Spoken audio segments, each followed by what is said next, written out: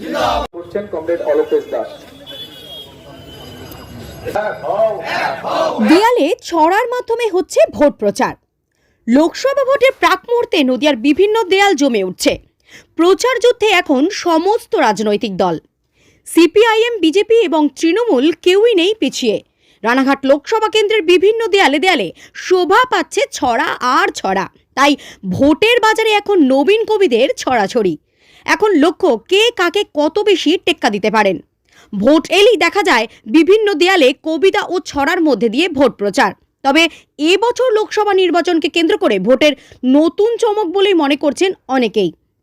এবছর মনে করা হচ্ছে বিভিন্ন রাজনৈতিক দল কবিতার উপরেই বেশি জোর দিচ্ছেন, কারণ কবিতা হলে মানুষ কিছুটা সময় ব্যয় করে হলেও দাঁড়িয়ে কবিতা পড়ছেন। ফলে পাশেই লেখা থাকে প্রার্থীর নামসহ দলীয় প্রতীক চিহ্ন, যার ফলে প্রার্থী পরিচয় হয় বলে মত। মানুষ এই সমস্ত কবিতাগুলোকে খুব ভালোভাবে নিচ্ছেন, কেউ বা দাঁড়িয়ে দাঁড়িয়ে পড়ছেন, এমনটাই তাদের দাবি। তবে 13ই মে অর্থাৎ চতুর্থ দফায় লোকসভা নির্বাচন রানাঘাট লোকসভা কেন্দ্রে। এখন দেখার দেয়াল লেখা বা ভোট প্রচার অথবা জনগণের উন্নয়ন কোন রাজনৈতিক দলকে বেছে নেবেন ভোটাররা। ভোট গণনা 4 জুন। এখন দেখার শেষ হাসি কে হাসে, সেদিকেই নজর রানাঘাট লোকসভা কেন্দ্রের। Bureau report, D news 24।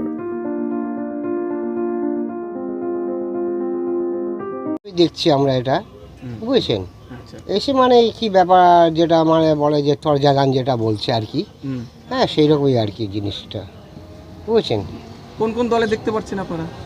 এই দেখছি তৃণমূলটা বেশি দেখছি, আর অন্যান্য তারপরে ওই দেখছি আবার সেই আপনার যে বিজেপি নাকি সেটা দেখছি, হ্যাঁ এই পর্যন্ত দেখছি চোখেতে। এটা কি এবছর একটু বেশি দেখা যাচ্ছে বলে মনে করছেন? হ্যাঁ এই বছরে একটু মানে খুব বেশি। কবিতাগুলো পড়তে কেমন লাগছে বা কি মনে হচ্ছে? ভালোই লাগছে, হ্যাঁ মানে এসবগুলো মানে আগে এরকমভাবে মানে খুব একটা কবিতা হতো না আর কি, এবারে বলছেন। যাই হোক আমার খুব সুন্দর লাগছে দেখছি এইখানে ওখানে দেয়ালগুলো, খুব সুন্দর কবিতাগুলো করেছে তারক অধিকারী। দৃষ্টিভঙ্গি যে যেভাবে পারবে, সাইকোলজিক্যাল ওয়েতে কীভাবে মানুষকে বোঝাবে, সেই যে যার বিচার নিয়ে চলবে, যে যেভাবে পারবে সেভাবেই মানুষকে বোঝাবে। একটা ওয়ে, নির্দিষ্ট কোনো ওয়েতে একই রকম সবাই একই ওয়েতে চলবে তার তো কোনো নির্দিষ্ট নেই। এক এক রকম পন্থা এক এক রকম নিয়ে চলবে। আপনি একজন একটু আগে প্রশ্ন করছিলেন রাজবীবাবুকে যে বিভিন্ন ছড়া নিয়ে, ছড়া তো সব জায়গাতেই হচ্ছে। এক একটা বোঝানোর পদ্ধতি, কে কী রকমভাবে মানুষকে বোঝাতে পারে। অনুকূল ঠাকুরের বাণী শুনেছেন তো, মানুষ আপন টাকা পর যত পারিস মানুষ ধর। এগুলো তো এক একটা ওয়ে, মানুষেরকে বোঝানোর ওয়ে এক একটা। যা ইচ্ছা করবে তুমি তা কিন্তু চলবে না, ভালো ছাড়া মন্দ করলে পরিস্থিতি ছাড়বে না, এগুলো এক একটা ওয়ে। এই ছড়াটা হোক বা যে কোনো কিছু হোক, মানুষ যেন সহজেই সেটা বুঝতে পারে, রাজনৈতিক দৃষ্টিভঙ্গি দিয়ে তারা কী বোঝাতে চাইছে সেটা যেন সঠিকভাবে মানুষের কাছে পৌঁছায়, মানুষের ব্রেনে যেন পৌঁছায়, তার জন্য ছড়ার আবিষ্কার। ব্যানার্জিকে ধন্যবাদ দেবো যে এরকম একটা যোগ্য মানুষকে সঠিক জায়গা দিয়েছেন। আবার তাকে জিতবেই তো, এবং জেতা উচিতও, এবং সবারই উচিত এই রানাঘাট ইয়েতে যতজন মানুষ আছে মুকুটমণিকে জেতানো, কারণ তিনি একটা কোয়ালিফাইড মানুষ। তাকে কী কারণে বিজেপি থেকে প্রার্থী করা হলো না? আমরা তো উন্নতি, সবাই তো আমরা উন্নতিতে চাইছি, কই সেটা তো ফলো করা হলো না। Advocate Soumen Shah, Nabadwip court. দেখুন, ব্যাপারটা হচ্ছে এটা একটা সুস্থ রাজনীতির লক্ষণ। দেয়াল লিখন হবে, একজন আরেকজনের ফ্ল্যাগের প্রতি শ্রদ্ধা দেখাবে, এবং সুস্থ রাজনীতি হওয়া কাম্য আজকের দিনে।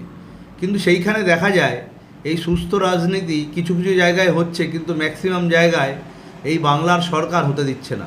তারা কিছু উচ্ছৃঙ্খল রাজনীতি করছে, কেউ অসভ্য ভাষায় প্রয়োগ করছে।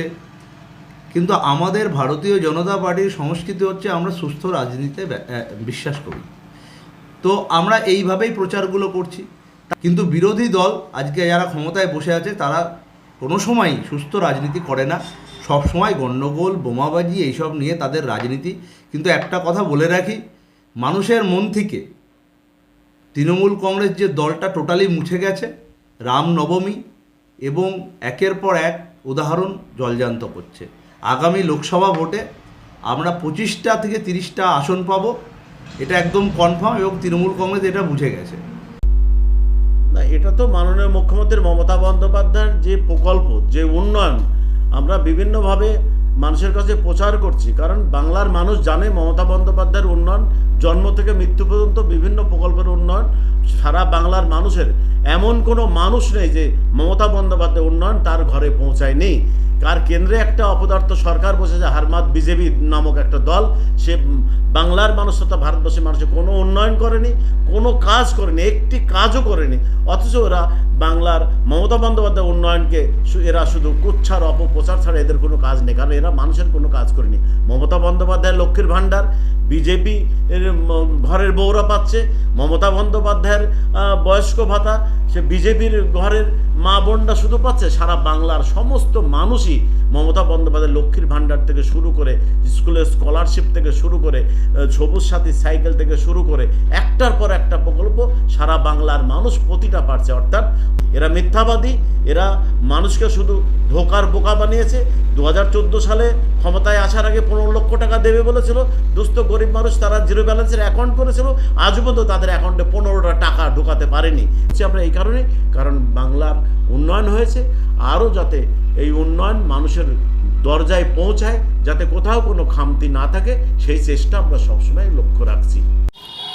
হ্যাঁ, এটা হচ্ছে রাজনীতিতে গণতান্ত্রিক ব্যবস্থায় হচ্ছে সমস্ত রাজনৈতিক দল তাদের বক্তব্য বিভিন্নভাবেই তারা প্রচার অভিযান সংগঠিত করবে, কিন্তু এটা মুশকিলের ব্যাপার হচ্ছে যারা গণতন্ত্রের কথা বলে তারা তো গণতন্ত্র মানে না।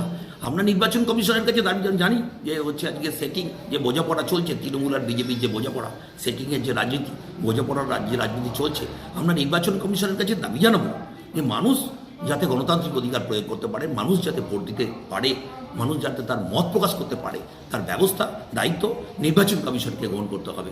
এবং সেই যদি মানুষ ভোটাধিকার প্রয়োগ করতে পারে, আমরা আশাবাদী যে গোটা রাজ্যের সঙ্গে শান্তিপুরেও আমাদের এই রানাঘাট তপশিলি লোকসভা কেন্দ্রে ফলাফল বামপন্থীদের পক্ষে আসবে। মানুষ বামপন্থীদের পক্ষে সমর্থন দেওয়ার জন্য তৈরি হয়েছেন, জোটবদ্ধ হয়েছেন।